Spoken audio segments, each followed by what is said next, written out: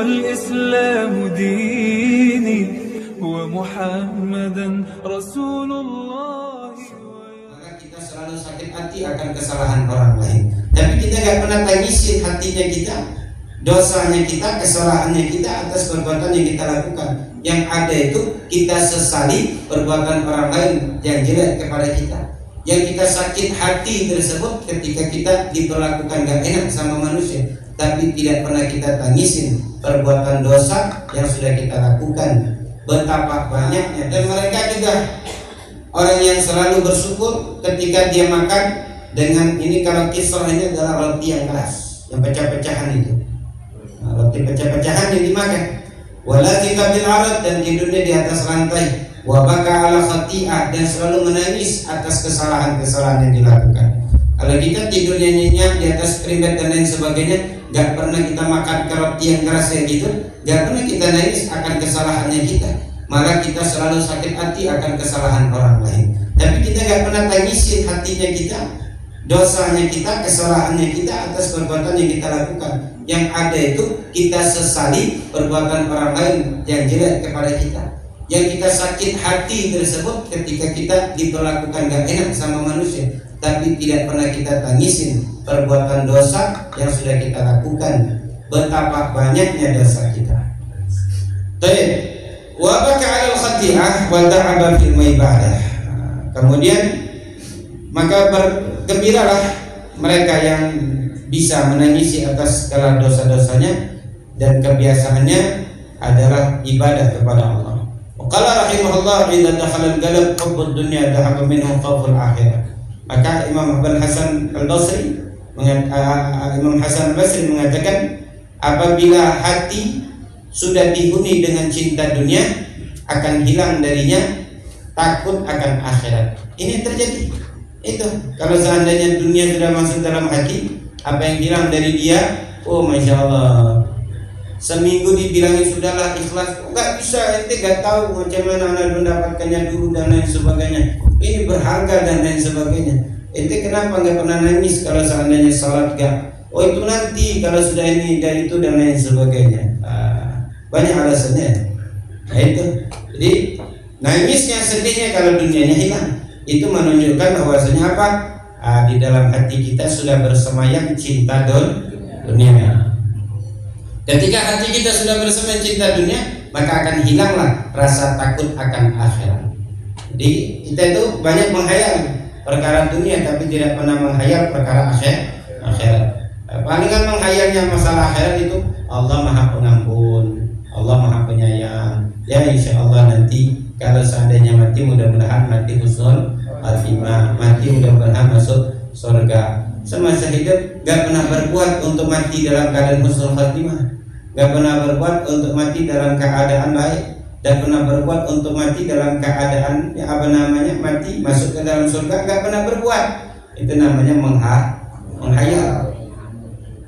Sama dengan ini, aku kepengen punya rumah tingkat 3, isinya ini, buatnya bentuknya kayak gini dan lain sebagainya. Habisnya dia tidak mati-matian untuk membangun 3 tingkat itu rumah.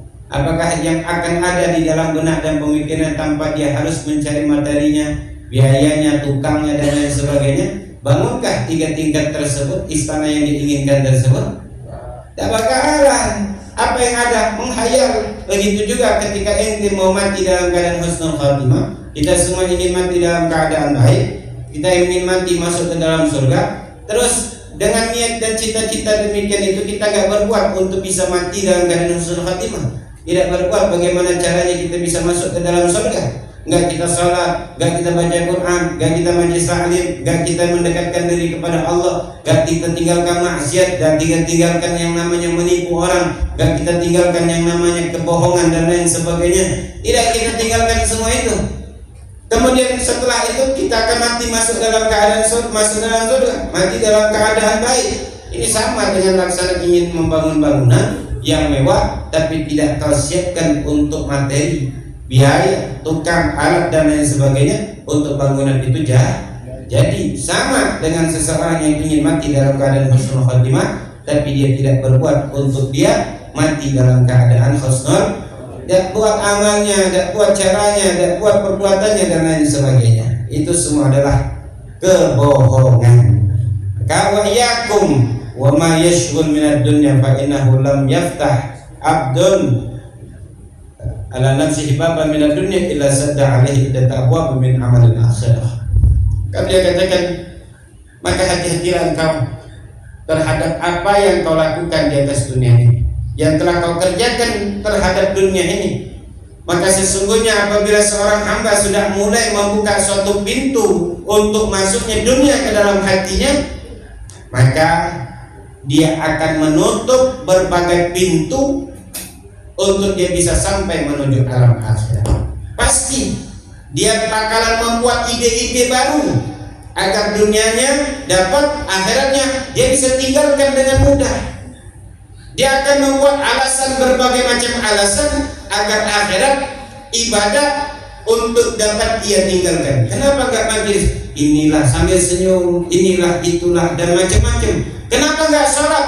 Oh inilah itulah dan lain sebagainya. Dia akan buat alasan. Besok ditanya lagi, akan buat alasan baru, akan buat kebohongan baru. Demi apa? Demi dunia. Sehingga berbagai macam alasan, upaya untuk dia buat sehingga dia anggap bahwasanya yang dilakukan tersebut dapat dispensasi. Ketika ditanya, kenapa yang dulu seperti ini? Oh enggak tahu. Kenapa enggak tahu? Ya saya kan baru belajar. Nah ini makanya kemarin kemana? Ya sibuk mencari dunia, sibuk. Anak masih kecil-kecil, ayo ngaji. Anak masih kecil-kecil, nantilah kalau anak sudah tamat SD. Setelah tamat SD ayo ngaji. Nantilah payah, semakin besar anak semakin banyak biaya yang harus dikeluarkan. Yang SD sekarang masuk sekian nih, yang tamat SD masih SMP masih SMA, perlu banyak biaya. Sudah sampai nantilah kalau anak sudah semuanya dewasa, sudah selesai sekolahnya, barulah sudah selesai anaknya sekolah, ayo ngaji, ayo belajar. Nanti anak masih belum nikah semua, belum lepas, masih banyak tanggung jawab nak dan biayanya. Akhirnya semuanya sudah nikah, balik lagi tanya, anak ini belum punya kerjaan, dia sian, punya bini, punya anak, belum dapat pekerjaan, sehingga mati tidak mau apa-apa dia. Matinya apa? Baik itu.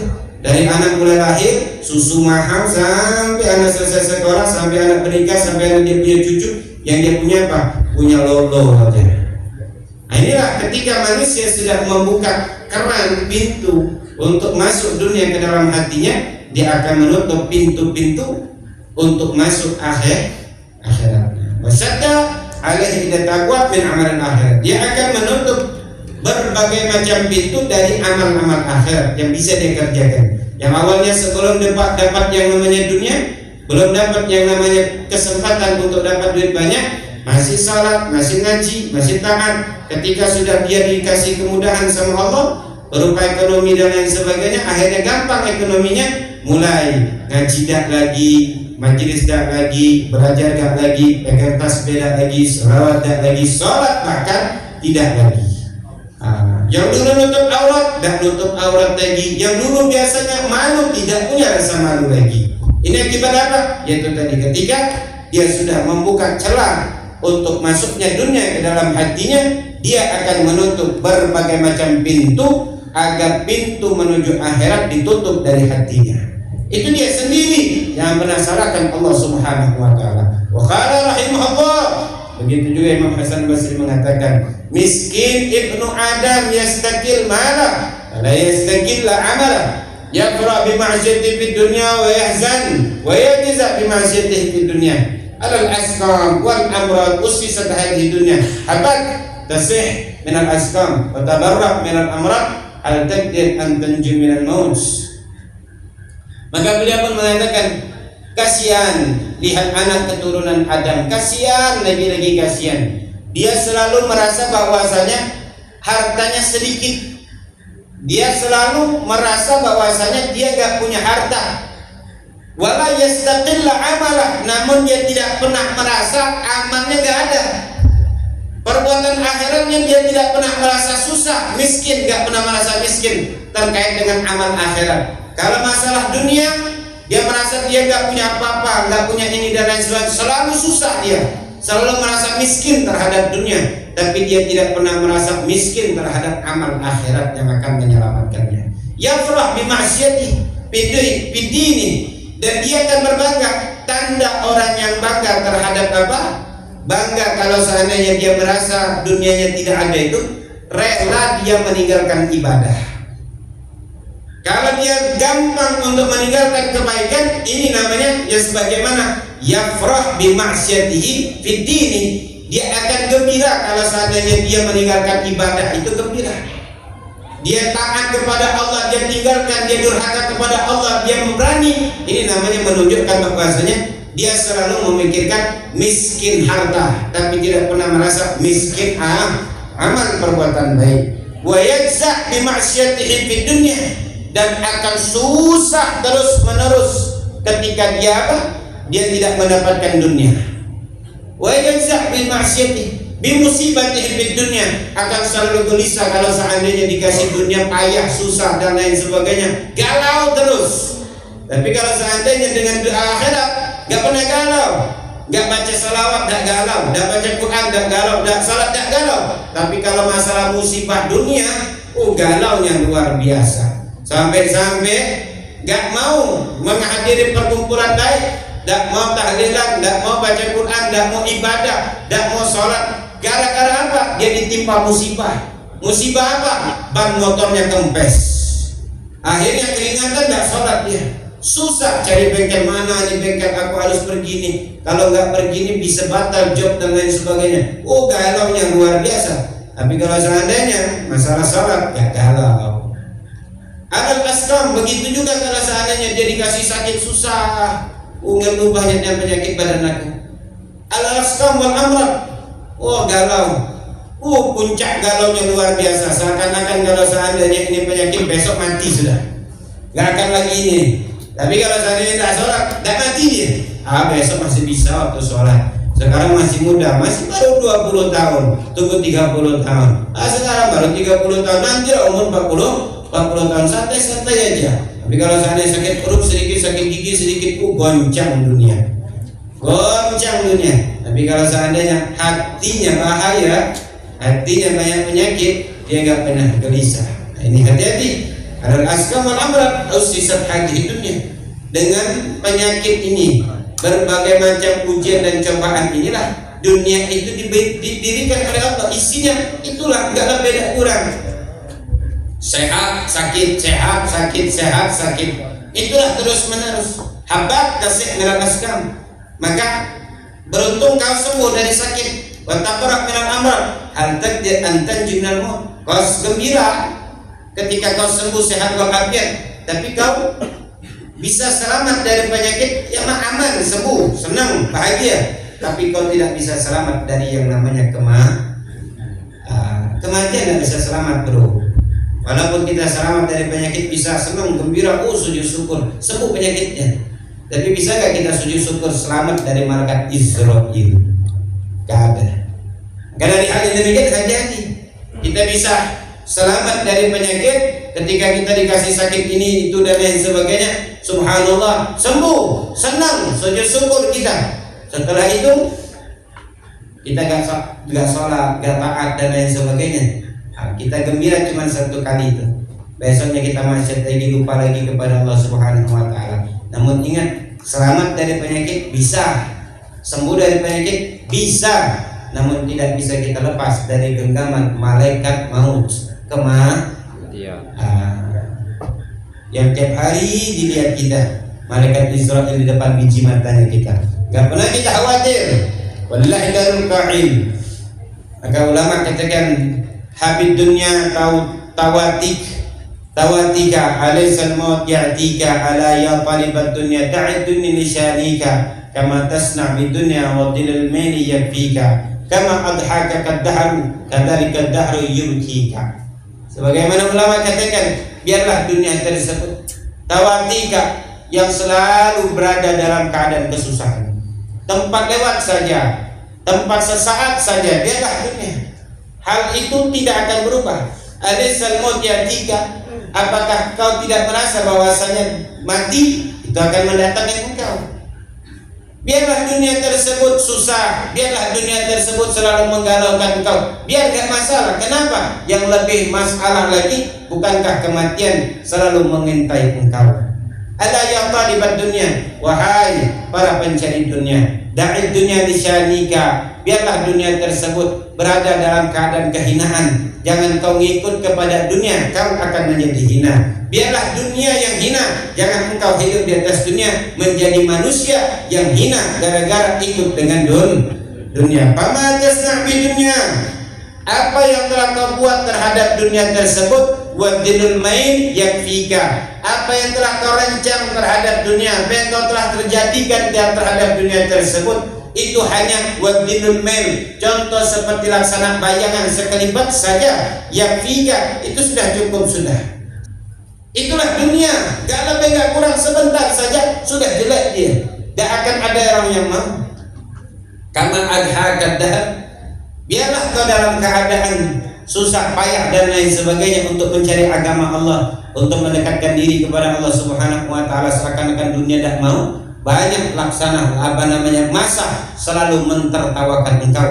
Kama adhaqad dahar, kadza dahar yubkika, sebagaimana masa waktu itu akan membuat engkau tertawa, begitu juga masa dan waktu akan datang membuat engkau menangis. Hari ini mungkin kita bisa tertawa, terbahak-bahak. Kenapa? Mungkin masanya kita dalam keadaan enak dan lain sebagainya, kita dibuat tertawa dengan masa. Namun ingat, suatu masa itu sendiri yang membuat kita menangis, merengek, takut, teriak-teriak, minta tolong dan lain sebagainya, terjepit di dalam kuburan kita, dihempas yang diimpit dengan tanah kuburan kita, di tempat yang sempit, di tempat yang gelap. Hari ini mungkin kita poya-poya dengan warna gemerlapnya kelab itu, warna musik dan lain sebagainya, kita tertawa terbahak-bahak. Suatu masa waktu juga yang akan membuat engkau teriak, menangis, terjerit-jerit dan tersakitan. Kenapa? Malaikat mungkar wa nakir sedang menyiksa engkau di dalam kuburan yang tempat sempit dan gelap tersebut. Qala Muhammad al-Baqir radhiyallahu an, ma dunya wa ma asa an takun hal hiya illa markabun rakibtahu aw sabun labistahu aw imra'atun asabtaha. Melain dunia tersebut, kata Muhammad al-Baqir, ma dunya, tidaklah dunia melainkan apa? Seperti kendaraan yang kau naiki sebentar aja. Gak mungkin ente punya motor, ente naikin siang malam pagi sore, gak turun-turun dari motor. Kira-kira bisa gak ente gak turun-turun dari motor? Dunia seperti itu, sebentar saja habisnya kepengen turun. Gak mungkin ada orang yang mau duduk lama di atas kendaraannya, sekalipun mewah gimana pun, mau tidur di atas kendaraan gak bakalan mau. Tetap walaupun rumahnya papan, dia akan turun dari kendaraan tersebut, mau tidur di atas rumah yang papan tersebut. Gak ada orang mau tidur di atas kendaraannya tersebut.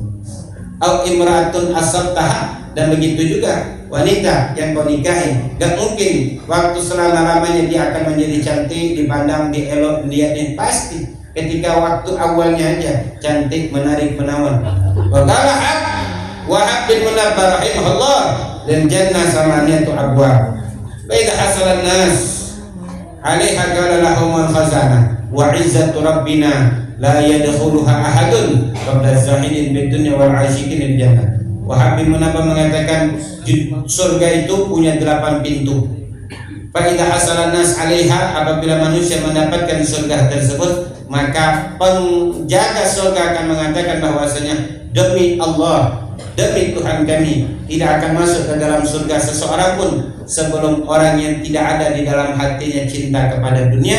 Dan orang yang masuk ke dalam dunia tersebut adalah orang yang selalu hatinya merindukan surga. Allahu Rabbi wal Islamu dini wa Muhammadan Rasulullah.